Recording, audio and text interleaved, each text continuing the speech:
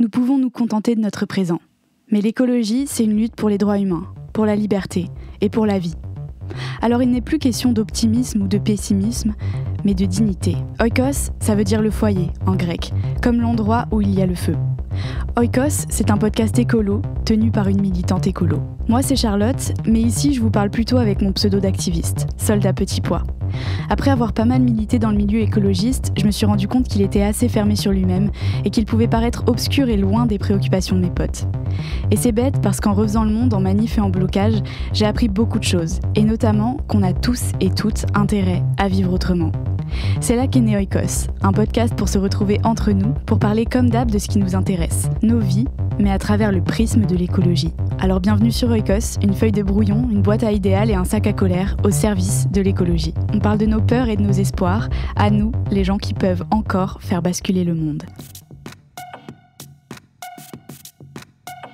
Bonjour, c'est Soldat Petit Pois. Ça y est, Oikos est de retour sur les ondes après quelques semaines de pause et ce début de saison 4. Je suis évidemment super ravie de vous retrouver. J'espère déjà que vous allez bien, ou en tout cas pas trop mal, que vous commencez l'année bien entourée, parce que pour moi c'est l'essentiel, et que ce podcast pourra contribuer à nourrir les combats qui vous agitent et les petites flammes qui vous animent cette année encore. Merci d'avoir été là en 2023 et de faire qu'Oikos soit ce petit refuge contre le monde, une boîte à idéaux et à colère qui me donne le sentiment de tenir un petit bout d'époque entre les doigts. Je vais vous souhaiter exactement ce que j'ai souhaité à la Team Motus, notre média. Plein d'élan et des désirs qui dépassent, d'aimer à fond, d'avoir la force d'être solidaire et de vivre bien fort tout ce qui vous anime le plus. Je nous souhaite aussi de sacrément profiter le long du chemin, parce qu'il sera long. Et puis évidemment qu'on puisse changer 2-3 trucs à ce monde de ravagés, toujours avec impertinence parce que c'est plus marrant. Cela dit, je comprends aussi les gens que les débuts d'année plombent. Celles et ceux, vous peut-être, qui se disent 2024 ou non, le monde est toujours le même et dans un monde pareil, ça devient de plus en plus difficile d'aller bien, sans même parler de réaliser ses rêves les plus fous. Quand on vit des injustices ou qu'on s'y confronte par solidarité et pour s'engager politiquement à faire bouger les lignes, c'est encore pire. Et autour de moi, dans le monde militant et écolo en particulier, c'est un constat que j'ai fait maintes et maintes fois. Nous n'allons pas très bien, voire franchement mal. Et même si c'est pas super anormal, étant donné que le monde auquel on aspire est quasiment l'opposé de celui dans lequel on vit, ça n'empêche pas que ça fait émerger une sacrée question. Comment on va faire sur la durée pour continuer ? Comment on va faire si on s'effondre les uns après les autres et que le seul truc qu'on nous répond, c'est d'essayer de nous mettre au yoga, de nous mettre au vert ou de faire des câlins aux arbres ? Perso, j'ai toujours trouvé qu'un truc clochait dans le décalage entre un monde militant de plus en plus miné par le mal-être et l'épuisement et des remèdes très individuels. Alors ces derniers temps, je me suis beaucoup renseignée sur ces questions pour tenter d'aller mieux sans sortir de mon éthique et du fait que mon mal-être est corrélé à des choses très politiques. Voilà ce que j'écrivais sur Insta il y a quelques semaines dans une certaine forme de détresse. Depuis quelques semaines, je me mets à pleurer au milieu de phrases, d'enregistrements, de nuits, sans raison ou pour tant de raisons à la fois.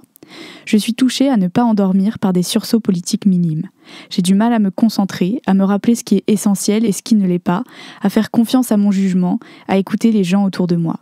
Je n'arrive pas à être correcte. Je pense que trop de développement personnel et de bullshit peut nous amener à délaisser des combats essentiels. Je pense qu'à trop se préserver, on se trouve des excuses faciles pour laisser toujours les mêmes aller en première ligne. L'époque ne nous laisse aucun répit. Malheureusement, pour les précaires de ce monde, on n'a pas d'autre choix que de lutter sans arrêt. Je refuse que ce mal-être soit une question individuelle. Parce que c'est comme ça que politiquement, on se ratatine. Mon mal-être est politique, et je blâme celles et ceux qui poursuivent cet ordre mortifère, soit en le soutenant activement, soit en y étant indifférents. Je blâme celles et ceux qui ne soutiennent jamais rien, ni par leur temps, ni par leur argent, ni même par leurs paroles. Je blâme surtout ceux qui auraient le pouvoir et le privilège d'y faire quelque chose, mais qui ne bougent pas. Je blâme les gens de gauche qui n'en sont pas et à cause de qui on perd tellement de temps. Je me blâme aussi au passage parce que ce serait injuste, ce gros vomi, sans m'inculper moi-même pour l'énergie gâchée, les limites que j'ai été incapable de poser et les fois où j'ai fait partie de toute cette masse privilégiée qui justifie son inefficacité par de l'impuissance. S'il vous plaît, relayons les militants autour de nous parce qu'on est trop peu pour trop grand. On a besoin de soutien, de support, de messages de force et on a besoin d'aide. Prenez soin de vous, mais aussi et surtout prenons soin les uns des autres. Vraiment. Dans ma quête de mieux, je suis tombée sur un petit essai, clair, précis, truffé d'exemples, qui explorait enfin ces problématiques qui me paraissaient si urgentes. Cet essai s'appelle « Politiser le bien-être », publié aux éditions Binge Audio. Il m'a presque arraché des larmes de soulagement à la lecture. Je découvrais plein de directions à la fois réalistes et sincèrement révolutionnaires pour aller bien tout en investissant le champ politique.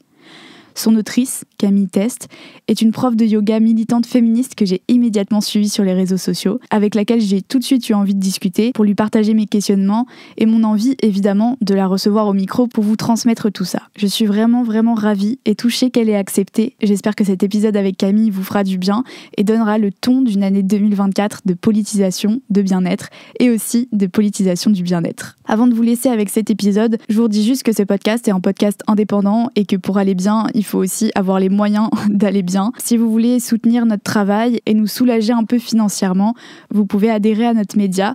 Le lien est dans la description de cet épisode. Je vous remercie infiniment. Et sur ce, c'est parti pour cet épisode. J'espère qu'il vous fera du bien. Salut Camille. Salut. Bienvenue sur Oikos. Merci beaucoup de nous faire l'honneur de venir discuter de tous ces sujets trop importants sur le podcast.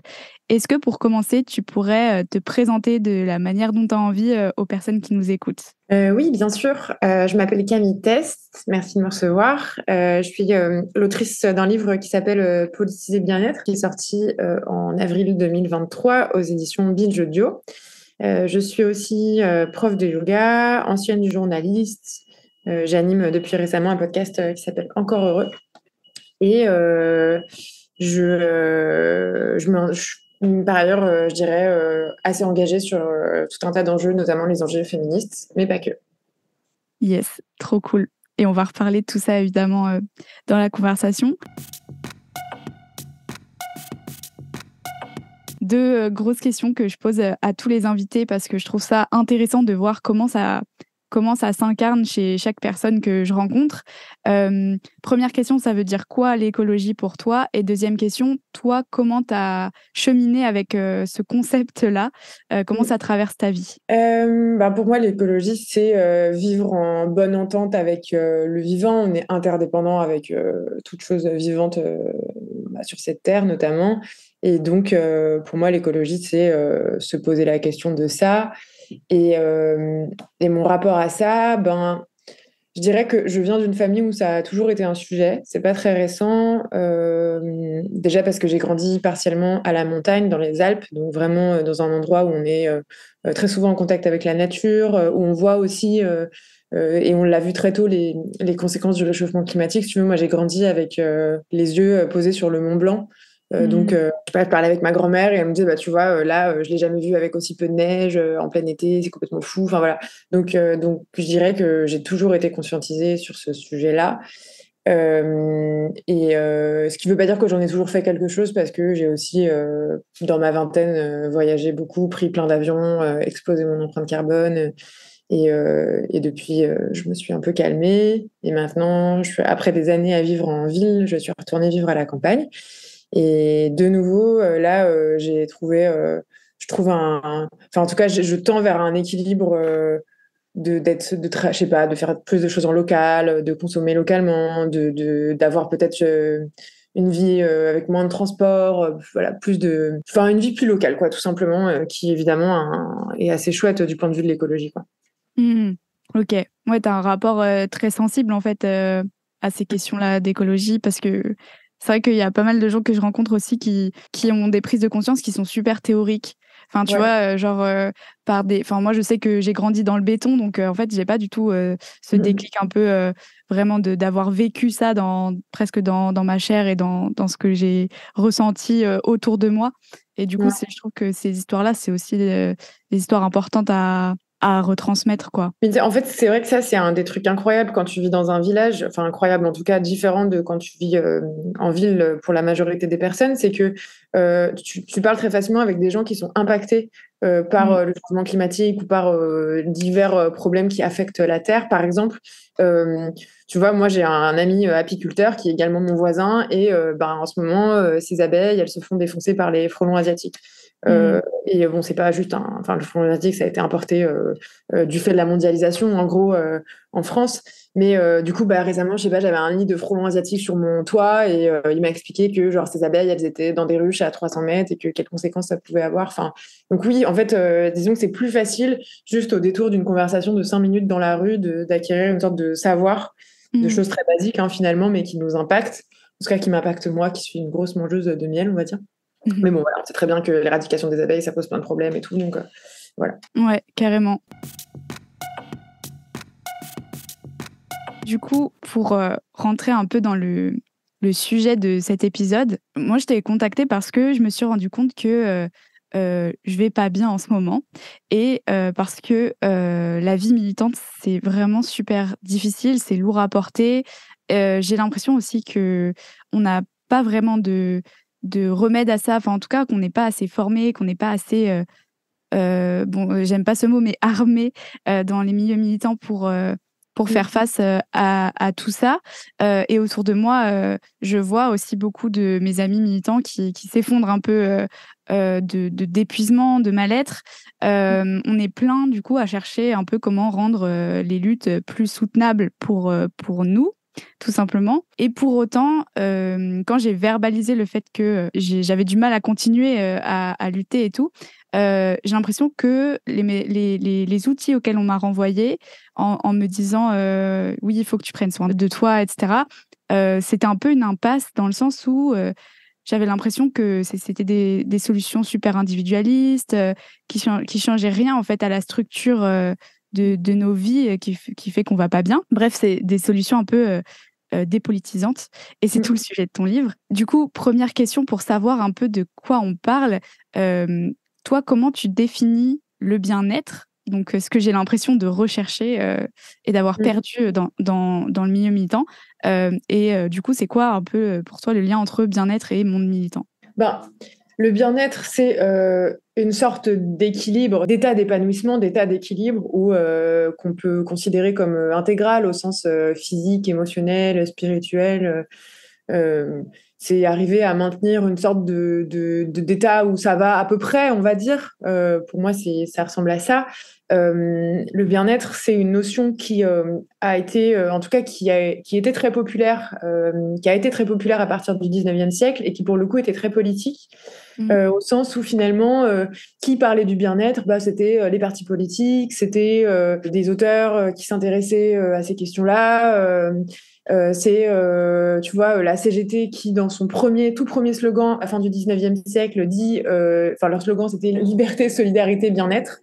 Mm. C'est un terme très politique. On se dit, voilà, le but, enfin, tu vois, même au XXe siècle, quand on parle de welfare state, Mm. l'État-providence, en fait, welfare en anglais, c'est aussi le bien-être. Donc, c'est une notion très politique. Puis, peu à peu, il y a une sorte de changement de définition qui s'opère, qui fait que de plus en plus, quand on va parler de bien-être, on va qualifier on va qualifier un marché, en fait. On Mm. va qualifier le marché du bien-être, dans lequel on trouve toutes ces pratiques, justement, qu'on nous vend comme nous permettant d'atteindre cet équilibre, cet épanouissement. Donc, des pratiques psychocorporelles comme le yoga, des pratiques de nutrition, parfois des pratiques spirituelles, tout ce qui est de l'ordre de l'esthétique, les spas, etc., etc. Et donc, évidemment, ça pose la question de dans quelle mesure est-ce que c'est soluble dans un monde militant, progressiste, puisque, et c'est une grande partie de mon livre est consacrée à ça, dès lors qu'on considère le bien-être comme un marché, ça vient avec les travers du capitalisme néolibéral. Donc, ça veut dire qu'en gros, aujourd'hui, les pratiques de bien-être, non seulement ce sont des produits, c'est-à-dire que vous achetez un cours de sport, vous achetez des produits pour, je sais pas, votre skincare routine, pour votre peau, vous achetez même des expériences spirituelles, c'est quand même assez récent dans l'histoire de l'humanité. Ces pratiques, souvent, effectivement, comme tu le disais au départ, elles sont elles nous rendent très individualistes en fait. Elles nous poussent de plus en plus à nous centrer sur nous et surtout à considérer, enfin, le monde du bien-être véhicule cette croyance selon laquelle les clés de notre épanouissement sont juste entre nos mains. Donc, ça veut dire en gros, si vous vous livrez à cette fameuse version de vous-même, donc en vous auto-optimisant à travers tout un tas de pratiques de bien-être, et ben à la fin, vous serez heureux et heureuse. Or, en fait, l'épanouissement, c'est pas une question individuelle. à la marge un peu, c'est-à-dire que tu peux choisir de manger, je sais pas, que de la junk food ou des légumes, mais en réalité, ce qui va faire que tu es plus ou moins épanoui, c'est est-ce que tu es en santé? Est-ce que tu es dans un système qui te protège, je sais pas, bah, justement, si tu tombes malade, quand tu vieillis? Est-ce que tu es dans un système qui te permet un temps de loisir? Ou alors, au contraire, est-ce que tu es dans un système hyper productiviste où en fait, on ne fait que travailler et même nos loisirs deviennent comme diraient les Anglais, des side hustles, où finalement tu finis par faire, je sais pas, de la linogravure pour tes loisirs, mais tu te dis, ah, je pourrais peut-être vendre mes linogravures sur tel ou tel site marchand parce que ça me ferait un petit complément de revenu. Est-ce que, en gros, la société dans laquelle aujourd'hui, elle permet notre épanouissement? En réalité, de moins en moins, mais c'est certainement pas en se livrant à tout un tas de pratiques du bien-être et en ne faisant que ça, qu'à la fin, on sera tous épanouis. Ça, il y a cette croyance un peu dans certains milieux du bien-être de genre, si on faisait tous de la méditation, à la fin, le monde serait tellement différent. Bah non, enfin, on pourrait tous faire de la méditation et être dans le pire capitalisme néolibéral de tous les temps. Ça, c'est pas incompatible du tout. Voilà. Donc, c'est une longue réponse que je te fais, mais c'est parce que, en fait, ta question la question du bien-être et du militantisme, en fait, elle peut pas être comprise si on se pose pas ces questions-là d'abord. Pourquoi? Parce que, et c'est un autre point que je creuse beaucoup dans mon livre, en fait, aujourd'hui, quand tu dis bien-être dans un milieu militant, la plupart des gens, leurs poils se hérissent et ils te regardent vraiment comme si il y avait un cheval de Troie de la droite qui était rentré dans leur espace. Parce que justement, ces pratiques aujourd'hui, elles véhiculent une logique néolibérale très individualiste, très dépolitisante. Mais aussi parce que, on peut en parler aussi, mais il y a plein de dérives dans le monde du bien-être, des dérives sectaires, des dérives d'extrême droite, plein de choses qui sont incompatibles avec un projet progressiste.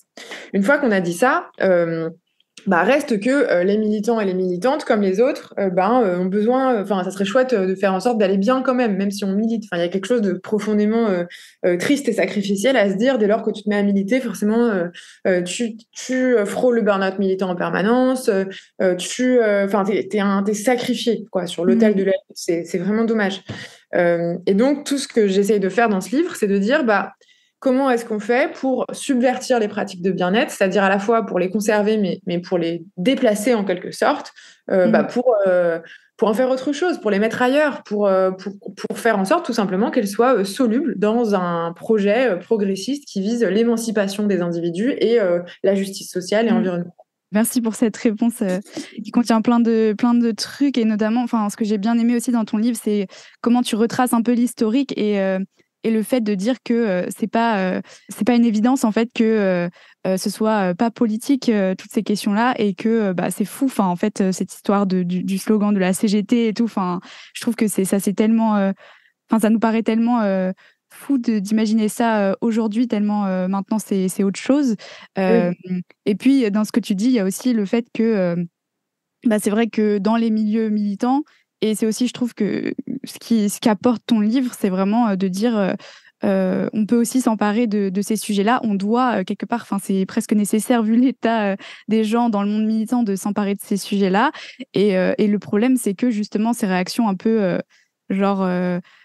c'est des sujets de droite ou c'est des sujets périphériques et tout, et ça fait que du coup j'ai l'impression que à l'heure actuelle où on n'a pas encore réussi vraiment à faire à subvertir tout ça, j'ai le milieu militant et après quand je vais mal j'ai l'impression que la solution c'est genre je me retire du milieu militant, je vais faire mes trucs pour aller mieux dans mon coin et après je reviens. En tout cas j'ai l'impression que c'est ce que beaucoup de gens autour de moi ressentent, et notamment avec un concept dans le milieu écolo qui est celui de l'éco-anxiété. Et je voulais te demander ce que tu pensais de ce concept-là, qui est quelque chose que beaucoup de militants écolos disent ressentir, et en même temps qui a été parfois dénoncé comme étant un peu justement dépolitisant. Ouais. Je pense qu'en réalité, l'éco-anxiété, si c'est juste de l'anxiété liée à ce que on fait subir à notre pauvre planète, factuellement, ça existe. Enfin, dès lors que des gens sont anxieux par rapport à ça, c'est de l'éco-anxiété, tu vois. Et je pense que c'est important de pas déconsidérer ça en disant en gros, en faisant passer ça, c'était un peu la thèse de Lordon quand il parlait d'éco-anxiété versus être éco-furieux. Oui, je pense que ça peut être dépolitisant et ça peut être instrumentalisé pour dire aux gens, bon, bah, si vous êtes éco-anxieux, la seule solution, en gros, c'est de voir des psys et de faire et encore une fois, de vous livrer à des pratiques de bien-être. Alors que effectivement, l'une des solutions pour régler votre éco-anxiété, bah, c'est que la planète arrête de cramer. Et donc, c'est se battre politiquement pour que ça change. Mais en fait, c'est pas incompatible. C'est-à-dire que souvent, l'éco-anxiété, elle vient aussi se nourrir d'une base d'anxiété, tout simplement, aussi de la fatigue des militants. Donc en fait, faire face à l'éco-anxiété comme face à l'anxiété tout court, il y a aussi tout simplement se reposer, se couper un peu des réseaux sociaux. Enfin, il y a plein de choses quoi, qui vraiment sont des clés, je pense, qui en fait sont totalement différentes de dire bon bah arrêtez de lutter et devenez de droite et je sais pas, faites d'autres choses et comme ça vous serez plus éco-anxieux. Ça règle pas vraiment le problème, ça le détourne. Mais on peut tout à fait essayer, je pense, tout en gardant une posture politique et des activités engagées, militantes, de créer des espaces de repos, voilà, de trouver des techniques en réalité pour que ça vienne pas complètement nous bouffer.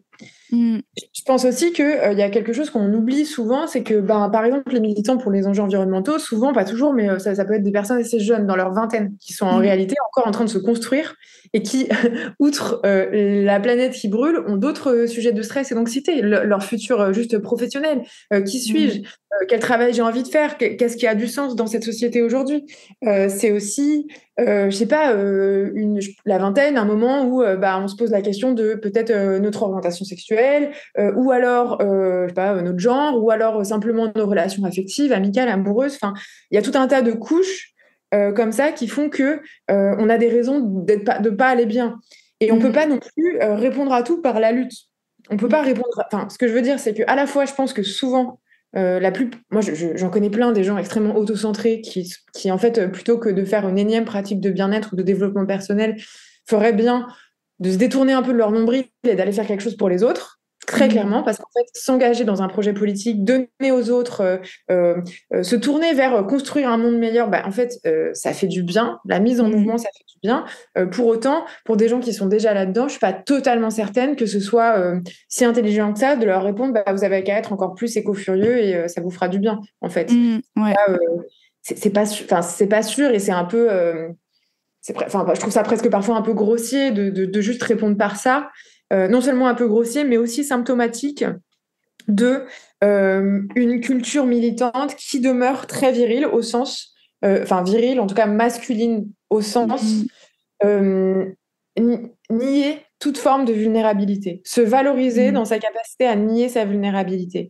On le sait, l'histoire des luttes, notamment en France, c'est l'histoire d'une virilité. C'est l'histoire de, je sais pas, des militants qui doivent prouver dans leur militantisme, utilisent aussi leur militantisme pour affirmer une forme de virilité, pour affirmer une sorte de capacité à se battre en dépit des difficultés et tout, qui est chouette, qui est belle, qui est noble, mais qui à la fois est dangereuse. Parce que un monde, un espace dans lequel on nie nos vulnérabilités, nos peines, nos doutes, nos douleurs, notre fatigue, notre anxiété,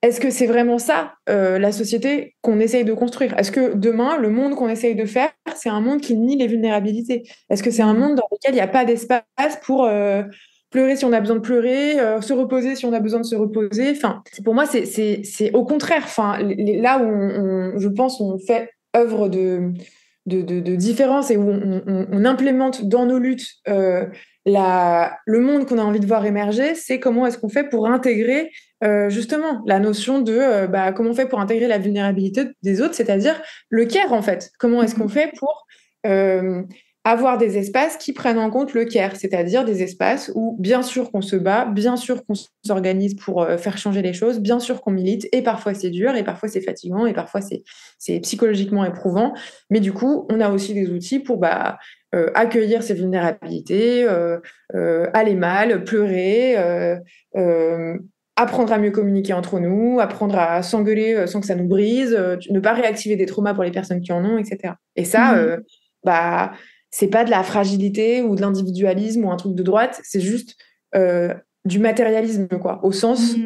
prendre en compte ce qui est là. Ce qui est là, c'est des êtres humains vulnérables. Tu as parlé de care peut-être. Est-ce que tu peux Ouais. redonner la définition pour les personnes qui écoutent et peut-être qui n'ont plus ça en Bien tête? sûr. Donc le care, c'est une notion qui a été développée aux États-Unis dans les années 80-90 par une psychologue sociale qui s'appelle Carol Gilligan. Et puis ensuite, ça a été repris par d'autres personnes. Et en gros, qui met le doigt sur une chose qui est que euh, nous sommes tous et toutes des êtres vulnérables et interdépendants. Nous avons tous et toutes besoin des autres et nous avons besoin de prendre soin des autres et les autres ont besoin de prendre soin de nous. Enfin, la preuve, on est dans une société où il y a des gens, par exemple, dont le travail, c'est d'être soignant, soignante.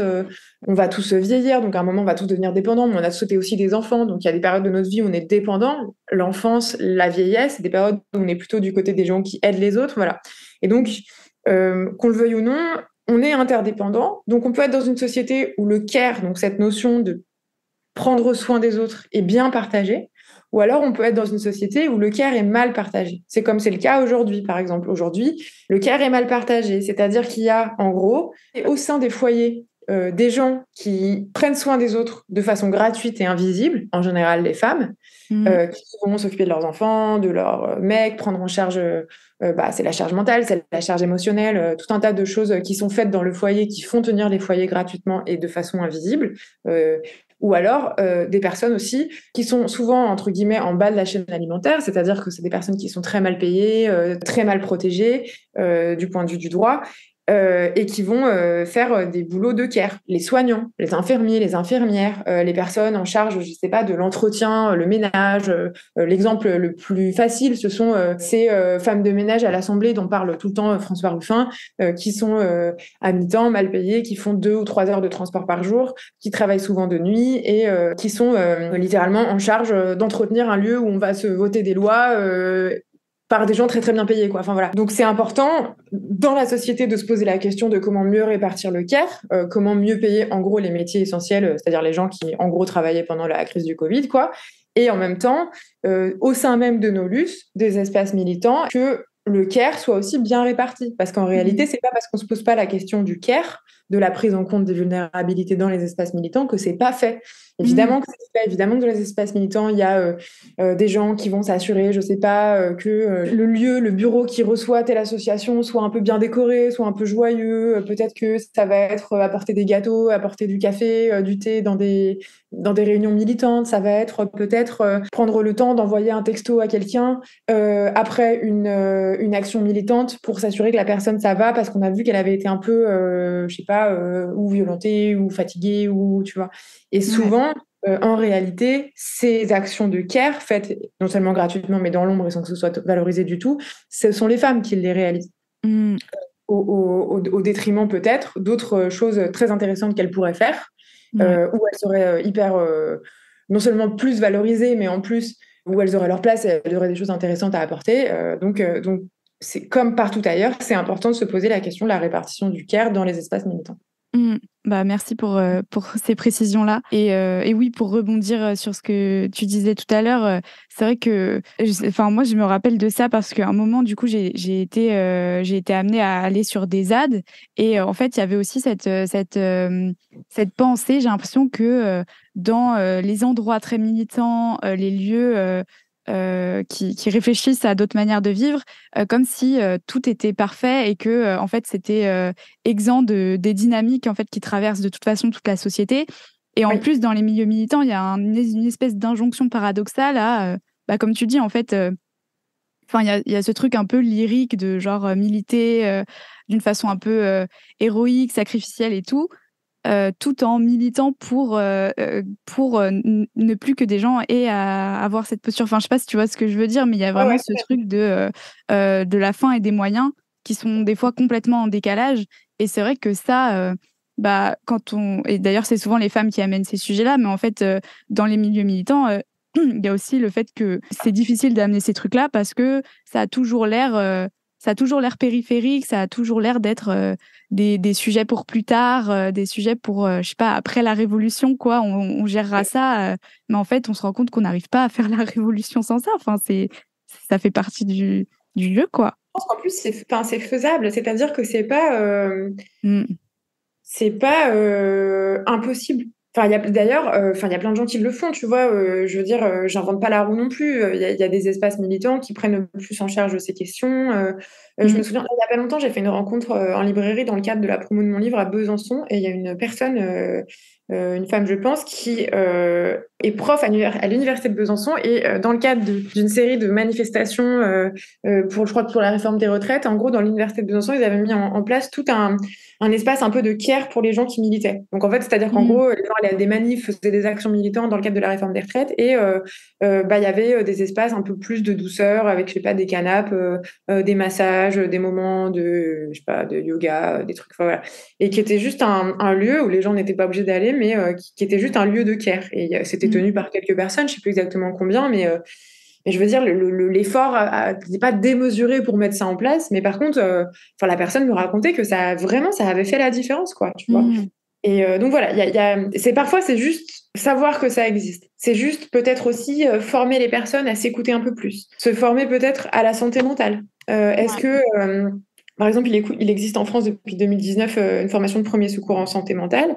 Eh ben, se former à la santé mentale, c'est un peu comme faire une formation de premier secours. Peut-être que ça Mm. va jamais servir à rien, mais le jour où en fait quelqu'un va mal, bah, peut-être que en prenant mieux en charge la personne, eh ben, la situation sera un peu moins catastrophique, et au lieu d'aller je sais pas, finir dans un burn-out militant, bah, la personne elle va juste être prise en charge, se reposer, revenir plus tard à la lutte, et donc on n'aura pas non plus perdu entre guillemets un élément pour toujours. Enfin voilà, Mm. c'est vraiment juste pour moi fonctionner un peu intelligemment sur ces Mm. questions.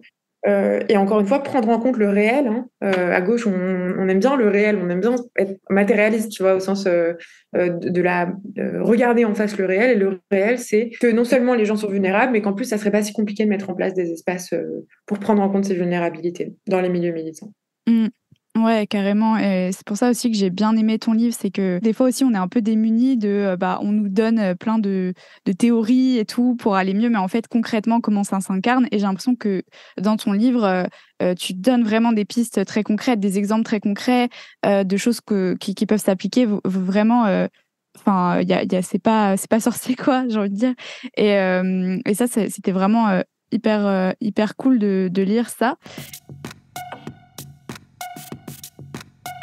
Et du coup, peut-être pour faire un peu l'avocat du diable et justement essayer de trouver les arguments qui peuvent nous servir, Mhm.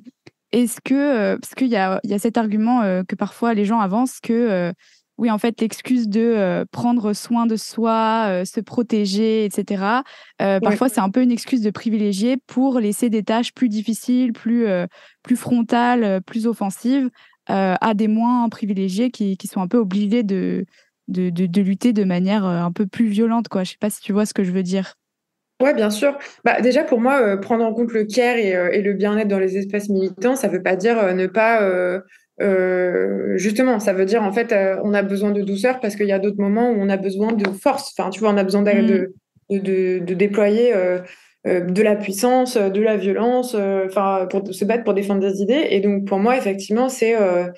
Enfin, évidemment que, tu vois, la notion de self-care, par exemple, qui a été vachement utilisée dans les milieux des droits civiques aux États-Unis, je sais pas, je pense à Angela Davis, par exemple, qui en parle souvent, en disant, bah, en fait, nous, quand on lutte, et notamment pour des luttes contre le racisme, en fait, bah, non seulement on est victime de racisme, et donc du coup, enfin, on est déjà fatigué de ça, de base. Mm. Puis ensuite, on est fatigué par la lutte. Et puis ensuite, parfois, on est même fatigué parce que comme on est précarisé, on n'est pas dans des espaces où naturellement on a accès à beaucoup de soins, bah, en fait, cette triple violence, entre guillemets, bah, il faut bien qu'on ait des espaces de self-care pour s'en remettre en quelque sorte.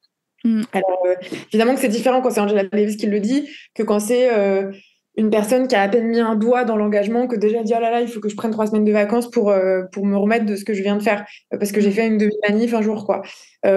Et encore que, je dis ça, mais en fait, jamais je ne peux présumer Mm. de à quel point quelqu'un peut vivre, même une demi-manif, tu vois, violemment. Enfin, en fait, on n'en sait Ouais. rien. Mais, mais comment dire? En fait, euh, de toute façon, on ne peut pas forcer les gens à militer. On ne peut pas Mm. forcer les gens à se sacrifier pour les autres. On peut Mm. pas. Enfin, par contre, ce qu'on peut faire, c'est montrer que nos espaces militants ne sont pas juste des espaces de lutte comme ça sur le terrain où c'est épuisant et tout, mais sont aussi des espaces de convivialité, de joie. je trouve que par exemple, c'est quelque chose que fait plutôt bien Alternatiba, qui, enfin, tu vois, a quand même des espaces de fête, a quand même. Alors, on a reproché notamment à Mathilde Caillère, qui milite pour Alternatiba, donc pendant les manifs pour la réforme des retraites, d'avoir dansé en manifestation et d'avoir été un peu trop. Ouais, un peu trop dans quelque chose de corporel et de l'ordre de la joie et de la danse en manif pour une cause aussi grave qui était ce qui se passait avec la réforme des retraites. Mais en réalité, enfin, cette personne ne fait pas que danser dans sa vie. Enfin, cette personne est sur le terrain, se lève hyper tôt pour des actions militantes. Enfin, en fait, on peut penser aussi avec nuance. On peut penser le réel. Enfin, jamais je dirais que ça suffit d'avoir des espaces de douceur dans les espaces de militantisme, mais on peut faire les deux en fait. On a le droit, on a le droit à ça quoi. On a le droit au repos. Voilà, je pense que. Enfin, moi, je vois pas en quoi c'est incompatible, en fait. Ouais, exactement. Ouais, c'est Enfin, et je veux particulier. dire, enfin, pardon, mais if it's good enough pour Angela Davis, it's good enough for you. Tu vois, si même Angela Davis, qui est quand même à qui on va pas reprocher d'être quelqu'un qui n'ose pas se mouiller dans l'engagement politique, je pense que ça peut, tu vois, je pense que. Ouais, Voilà. grave.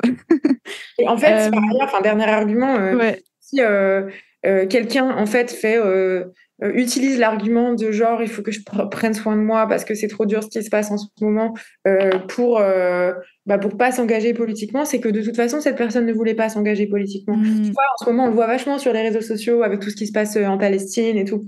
On reproche aux gens d'être en mode je peux pas poster sur ce qui a l'air d'être un génocide en cours qui se passe à Gaza parce que je suis trop fragile en ce moment.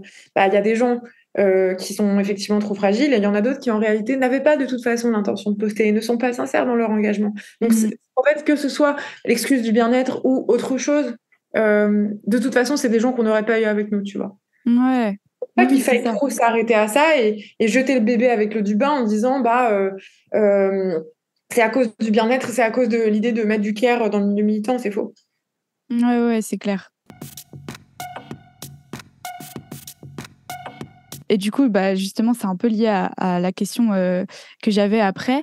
Ton livre, il s'appelle Politiser le bien-être. Et je pense que Ouais. la question qu'il y avait aussi dans ce que je t'ai demandé, c'était dans quelle mesure parfois le bien-être, c'est un paravent pour ne pas se politiser davantage. Et en fait, quand je réfléchissais à tout ça, je suis revenue à la base un peu et j'avais envie de te demander, en fait, on utilise beaucoup ce mot politiser, Ouais. mais ça veut dire quoi exactement politiser?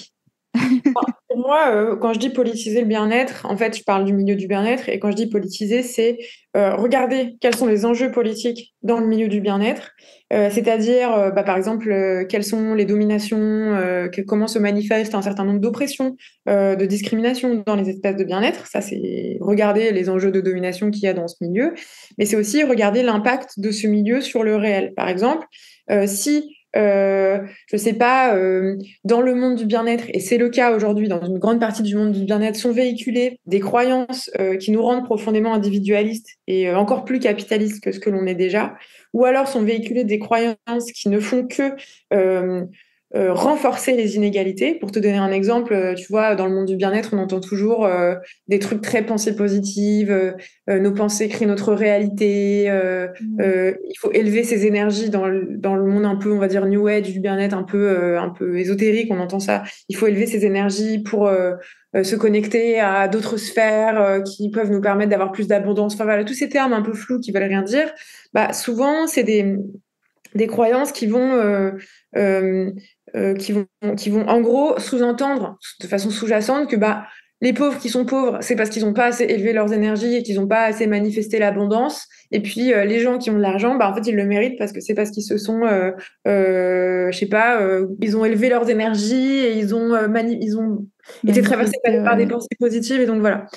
Donc ça, c'est évident que tant qu'on ne fait pas ce travail de regarder concrètement l'impact sur le réel de nos pratiques et des croyances qui sont véhiculées, bah, en fait, en quelque sorte, on laisse une idéologie, qui en l'occurrence est une idéologie capitaliste, se véhiculer dans ces espaces sans rien y faire. Donc politiser le bien-être, ça veut dire, OK, je regarde quels sont les enjeux politiques dans ces espaces et qu'est-ce qu'on en fait, tu vois? Ouais. Bah, évidemment, c'est tout le contenu de ton livre aussi, de présenter du coup des pistes pour politiser le bien-être et en faire quelque chose, en fait, presque un outil révolutionnaire. Je sais pas si tu dis ça comme ça, mais en tout cas, c'est ce que j'ai compris. Je sais pas, genre, c'est quoi les grands points pour toi de ce basculement vers un bien-être un peu plus révolutionnaire?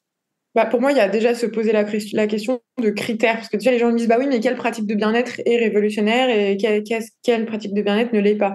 Pour moi, c'est pas tant la pratique que les intentions qu'on met derrière. C'est-à-dire que, par exemple, enfin, pour moi, en gros, une pratique, il faut qu'elle nous émancipe au niveau individuel, mais aussi même au niveau collectif, mais aussi qu'elle ne se dresse pas entre nous et les luttes. Donc, par exemple, si vous êtes dans un cours de yoga, pour parler d'un truc que je connais puisque je suis prof de yoga, et que sur la question de l'émancipation individuelle, vous faites ce yoga pas pour votre plaisir, pas pour ressentir de la joie dans vos corps et disposer au fond de votre corps avec plaisir, mais parce que, en gros, vous voulez rester mince, notamment si vous êtes une femme dans une société qui ne vous valorise que si vous l'êtes. Bah, pour moi, c'est pas très émancipateur. Dans ces cas-là, c'est assez aliénant en réalité d'utiliser une pratique comme le yoga pour cette raison. De même, si vous utilisez le yoga ou la méditation ou des pratiques comme ça, non pas à nouveau pour votre épanouissement, votre plaisir, mais parce que ça vous rend plus productif au travail le lundi matin et que vous savez que vous allez devoir le plus productif possible au travail parce que on est dans une société extrêmement concurrentielle qui ne vous valorise que dans la productivité, bah, à nouveau, pas très émancipateur. Maintenant, si vous utilisez la même pratique pour d'autres raisons, explorer, ressentir de la joie dans votre corps, renouer avec votre corps, peut-être même travailler sur vos traumas, parce que les pratiques somatiques, corporelles, elles peuvent aussi être intéressantes pour la question des traumas, pour développer de la puissance aussi, y compris de la puissance d'agir, et notamment d'agir politiquement. Bah là, ça me paraît un petit peu plus intéressant du point de vue de l'émancipation. Puis sur le deuxième critère, qui est plutôt ne pas utiliser ces pratiques pour, enfin faire en sorte que ces pratiques, elles ne se dressent pas entre nous et les luttes, entre nous et l'engagement, bah, c'est tout simplement qu'est-ce que vous y entendez, enfin quel genre de croyances sont véhiculées. Si vous êtes dans un espace, je sais pas, de méditation, encore une fois, je parle de choses que je connais, dans laquelle on vous dit pas besoin d'aller vous engager sur le terrain parce qu'il suffirait juste que tout à coup on médite tous et vous verrez les énergies du monde changeront et je sais pas la pauvreté se réglera. Enfin on sait pas trop comment. Enfin voilà, mais en tout cas, bah oui évidemment que ça désactive l'engagement. Évidemment que les gens ils se disent bon bah c'est bon j'ai fait mon travail, j'ai médité et j'ai pas besoin d'aller m'engager dans telle lutte. Mais en fait, les espaces de bien-être ils peuvent aussi servir à, bah, je sais pas, par exemple, quand on est une femme ou une personne sexisée, conscientiser, par exemple, les pensées horribles qu'on a vis-à-vis de notre propre corps ou à quel point notre corps, on le conçoit que comme un objet à décorer, à améliorer et pas comme un espace de plaisir. Et ben, ça permet de prendre conscience que, bah oui, on est dans une société patriarcale extrêmement violente à l'encontre des corps sexisés et que bah, se battre contre cette société patriarcale, c'est en fait parfois un outil d'émancipation et plus efficace que juste de subir comme ça ce que le patriarcat fait à nos corps. Donc déjà, je pense que voilà, il y a ces deux critères. Ouais. Il y a une partie de ton livre que j'ai trouvée super belle, en tout cas qui moi m'a beaucoup parlé, où tu utilises le terme se désadapter du monde capitaliste, patriarcal, etc., tel qu'il nous modèle aujourd'hui. Et j'ai trouvé ça, je sais pas, ça m'a un peu genre renversé le cerveau. Mais du coup, j'avais envie de te demander si tu pouvais peut-être Bien sûr. nous en parler un peu. Bah, en fait, évidemment que le système, et notamment tous les systèmes, mais le système capitaliste, influe sur nos corps. C'est-à-dire que dès l'âge des petits, en fait, on apprend l'hyperproductivité, on apprend l'hyperflexibilité, on apprend toutes ces compétences, notamment à l'école, hein, et c'était l'objet, par exemple, du livre de Barbara Stiegler, Il faut s'adapter. Toutes ces compétences, elles vont servir pas à notre épanouissement, pas du tout, mais elles vont servir le capitalisme. Donc, nos fonctionnements sont profondément influencés par cette culture capitaliste. Si aujourd'hui tu t'assois sur ton canapé et que tu fais rien pendant 5 heures, il y a de fortes chances que tu te dises putain, je suis vraiment qu'une merde, puis j'ai tous ces trucs de to-do list à faire, puis il faut que je fasse ci, puis attends, est-ce que je ferais pas ça, puis est-ce que je devrais pas faire tel truc pour mon CV, et puis ah mince, je panique, non mais c'est horrible, en fait la précarité, les trucs qui augmentent, il faut absolument que je travaille plus. Enfin voilà, il y a plein de choses qui vont émerger, qui vont faire que plutôt que de profiter de ton moment d'oisiveté, il y a des choses qui vont s'activer qui peut-être pour quelqu'un il y a 3 générations ne se seraient pas activées comme ça en fait. Euh, et toutes ces injonctions à l'hyper-efficacité, à l'hyper-productivité, elles habitent nos corps. Et même si on a conscience de la violence de ce système, de la violence de ces injonctions à l'hyperproductivité, donc même si en fait on est dans notre tête anticapitaliste, peut-être que notre corps, lui, n'est pas anticapitaliste en fait, tu vois, au sens où en fait depuis petit on a appris des choses. Mais de même, pour donner un autre exemple, c'est pas parce que dans ta tête, en théorie, tu es féministe, que dans ton corps et dans tes émotions, parfois tu vas l'être. C'est-à-dire que, enfin moi, tu vois, je suis profondément féministe et totalement consciente de la violence que subissent les femmes qui vieillissent. Mais parfois, je me regarde dans le miroir, je vois que je suis en train de prendre quelques rides parce que je viens de passer la trentaine. Et franchement, ça me plonge dans des états de désarroi que je ne trouve pas féministes du tout. Mais ils sont là. Parce qu'en fait, mes émotions, enfin quand je parle de mon corps, c'est aussi mes émotions, mes instincts demeurent profondément sculptés par le patriarcat. Parce que j'ai grandi en considérant que les femmes qui vieillissent ne valaient rien. Enfin voilà. Et donc, dès lors, je pense qu'on peut mettre au service certaines pratiques de bien-être, justement au service de ce truc de se désadapter, notamment de se désadapter dans nos corps. Par exemple, toutes ces pratiques qui nous permettent d'apprivoiser, de cultiver la lenteur, de cultiver une forme d'oisiveté, une forme de non-agir. Par exemple, je pense à la méditation, je pense aux balades très lentes en forêt, je pense à tout un tas de pratiques, même, tu vois, dans certains arts martiaux, le Qigong, par exemple, c'est des pratiques très, très lentes qui nous invitent à cultiver une forme de lenteur. Elles sont en quelque sorte une façon de décoloniser nos corps de cette injonction à l'hyperproductivité, de même qu'on décolonise nos imaginaires quand on essaye de regarder d'autres images, de valoriser d'autres choses que les images que le capitalisme nous met dans la tête. Donc voilà, en ce sens, je pense que ces pratiques, elles peuvent servir à ça, et honnêtement, c'est beaucoup plus intéressant que d'utiliser la méditation ou une énième pratique pour être encore plus productif dans sa start-up, quoi. Ouais. C'est des grosses questions, je te préviens. Mais c'est quoi, où est-ce que tu en es, toi, en ce moment, sur toutes ces questions? C'est quoi ta plus grande peur et c'est quoi ton plus grand espoir? Alors, où est-ce que j'en suis sur toutes ces questions de quoi? De bien-être ou de... Ouais, oui, puisqu'on parlait du bien-être, de la politisation du bien-être, on va dire. Est-ce que toi, dans ta pratique, par exemple, tu as l'impression d'être alignée avec tout ça? Écoute, je fais de mon mieux. J'y arrive pas toujours, tu vois. Enfin, ces derniers temps, par exemple, avec la sortie de mon livre et tout, je me suis retrouvée à faire beaucoup de choses, voyager beaucoup, m'agiter beaucoup. Donc, pas du tout cultiver la lenteur, pour le coup. Mais et pour autant, je demeure convaincue que c'est important. Et à chaque fois que je rebascule un peu dans un mode de vie très actif, je me rends compte à quel point, en fait, ça ne fait pas du bien, même du point de vue strictement de notre système nerveux, quoi. Après, oui, moi, je continue à penser que les pratiques de bien-être, on peut les utiliser à autre chose. Et donc, du coup, tout ce que j'ai fait, tout ce que j'organise pas mal de stages, de retraites de yoga, je donne des cours et tout. J'essaye toujours de me demander à quoi ça sert, en fait. Est-ce que ça nous rend plus libres? Est-ce que ça nous émancipe? Ça émancipe qui? Est-ce que ça suffit? Et ça suffit jamais aussi parce que en fait moi j'ai besoin de vivre et que en fait j'ai besoin d'être payée, donc du coup j'ai besoin de facturer des choses, et donc en fait forcément ce que je vends, c'est pas toujours accessible à tout le monde, euh, mais bon, quoi que j'essaye de faire des choses accessibles et tout, mais voilà, enfin disons que je pense que on en est qu'au début de ce qu'on pourrait faire avec toutes ces pratiques-là pour que ce soit beaucoup plus émancipateur, beaucoup plus aligné avec notre projet. Et ce qui est chouette, c'est que je pense que ce livre, comme d'autres contenus avant, des podcasts, des réflexions sur les réseaux sociaux, ont quand même vraiment permis d'ouvrir un champ de réflexion et de création sur ces sujets. Et aujourd'hui, j'en cite pas mal dans le livre, mais il y a plein de gens qui s'intéressent à ces questions et aussi politisés, engagés que moi, voire beaucoup plus parfois. Donc j'ai bon espoir que ça change. Et puis, en tout cas, que ça évolue. Et puis après, sur la question de ma plus grande peur, franchement, je ne saurais pas te répondre. Moi, j'ai peur de... J'ai deux peurs. J'ai une peur, on va dire, qui est une peur un peu bourgeoise, qui est la peur de l'ennui. C'est-à-dire que j'ai vraiment besoin d'être nourrie de plein de choses, qui est une peur assez motrice pour faire des choses, je pense, qui m'intéressent, très souvent créatives, etc. Je pense que l'ennui et la créativité sont vraiment à deux bouts d'un spectre. Donc, plus il y a de créativité, moins il y a d'ennui pour moi. Et après, j'ai une peur, on va dire, pour le coup, très normale, très animale, qui est la peur de manquer, la peur d'être précaire, la peur de la...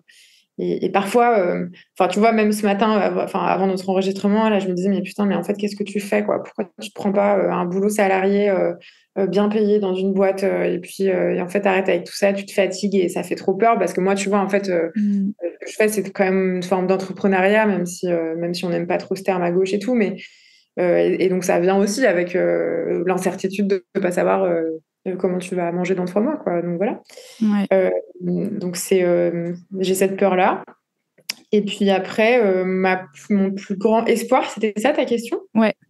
Je pense que on est dans un monde très polarisé, avec des gens très fachos qui assument de plus en plus de l'être. Mais aussi, on est dans un monde, et je trouve que la question palestinienne, par exemple, a vraiment permis de nous faire réaliser ça, où en fait les masques tombent et où les gens sont un peu sommés de se positionner. Ce qui n'est pas toujours confortable, mais en même temps, je crois qu'il n'y a rien de plus dangereux que cette espèce de grand flou dans lequel on est un peu au centre, on est un peu ni de droite ni de gauche, on est un peu, voilà. Et aujourd'hui, en fait, c'est de moins en moins acceptable de ne pas se positionner, je trouve, politiquement. Ouais. Et donc, du coup, et aussi parce qu'on est dans une situation d'urgence sociale, environnementale et tout. Et donc, voilà, je sais que ça polarise, je sais que c'est compliqué, mais moi, ça me fait du bien de me dire qu'il y a des gens, moi, je connais des gens autour de moi, j'en ai plein, qui n'ont jamais été politisés de leur vie et là, qui commencent à se positionner. Et parfois, en fait, moi, je connais des gens qui ne se sont jamais positionnés de leur vie et qui tout à coup se réveillent en disant putain, mais c'est horrible ce qui se passe à Gaza, tu vois. Et donc, moi, je crois vraiment, et c'est ça qui me donne espoir, c'est qu'on peut passer de pas du tout politisé à très politisé rapidement en réalité. Ouais, grave. Je te rejoins complet sur en ce moment dans le contexte et aussi sur le fait que cette espèce de flou, et d'ailleurs dans l'écologie c'est hyper prégnant de dire qu'en fait l'écologie c'est neutre, c'est pour tout le monde, c'est apolitique, et en fait du coup ça empêche de se poser les questions derrière de ce que ça veut dire en termes de comment on organise la société concrètement, comment on s'organise. Donc ouais, je te rejoins carrément. Écoute, j'ai fini toutes mes questions. Est-ce que tu as dit tout ce que tu voulais dire? Est-ce que tu veux rajouter quelque chose ou est-ce que ça va? Non, je pense que ça va. Trop bien. Et merci beaucoup. Franchement, c'est trop précieux d'avoir cette conversation, non seulement pour le podcast, parce que je pense que dans les gens qui écoutent, il y en a beaucoup qui vont apprécier d'entendre tout ça, et aussi à titre perso, vraiment un grand merci pour ton livre. C'est trop important ce que tu as fait comme taf, donc trop cool de t'avoir merci à toi, merci d'avoir compris.